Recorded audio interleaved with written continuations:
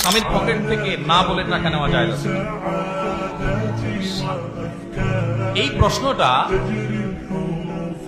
প্রশ্নটা আপনাদের হাসির কারণ হলেও অনেক মহিলাদের এই প্রশ্নটা অনেক গুরুত্বপূর্ণ, তার কাছে অনেক গুরুত্বপূর্ণ। আমার কাছে একবার রমজান মাসে রাতভর, সাধারণত আমরা আমাদের বাসায় রাতভর রমজানে সবাই জেগে থাকে, এবার বন্দি করে সকালে ঘুমায়, ফজর পরে ইশা করে তারপর ঘুম দেয়।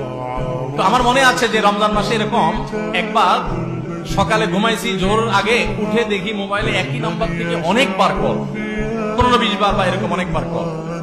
তো এত বেশি কল একটা নাম্বার থেকে দেখে কল ব্যাক করলাম, কোনো কারো বিপদ হলো কিনা। পরে দেখি ওই পাশ থেকে এক মহিলা ধরলো। বললাম, কি খবর, কোনো সমস্যা? বোন, এতবার ফোন করেছেন, কি আপনি? তো বলে, হুজুর আমার একটা জরুরি বিপদ হয়েছে বা একটা ইমার্জেন্সি সমস্যা হয়েছে, একটা জরুরি জানা দরকার, এই জন্য ফোন দিলাম।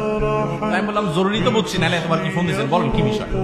তখন বললো, হুজুর বিষয়টা হলো স্বামীর পকেট থেকে টাকা চুরি করা জায়েজ হবে কি?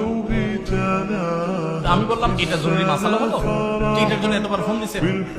আমার স্ত্রী পাশে ছিলেন, উনি শুনলেন। শোনার পর আমার স্ত্রী আমাকে বললেন, শোনো, তুমি সবকিছু নিজের মতো হিসাব করলে তো হবে না, ওই বেচারের জায়গায় তুমি চিন্তা করার চেষ্টা করো।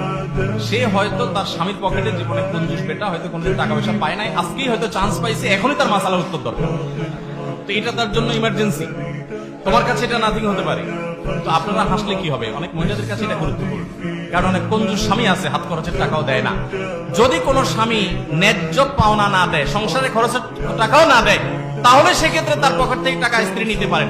যদি তার ন্যায্য সংসারের বাজার খরচের টাকাও না দেয়, কঞ্জুস হয়, বা অনেক সময় দেখা যায় একাধিক বিয়ে হলে সেই অন্য স্ত্রীর দিকে চোখ থাকে, এখানে টাকাই না দেয়, তাহলে এক্ষেত্রে আপনার যতটুকু ভরণ পোষণের জন্য প্রয়োজন, ততটুকু তার অজান্তেও তার পকেট থেকে আপনি নিতে পারবেন।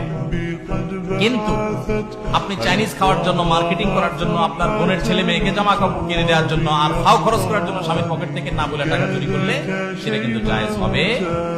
এটা মনে রাখবেন।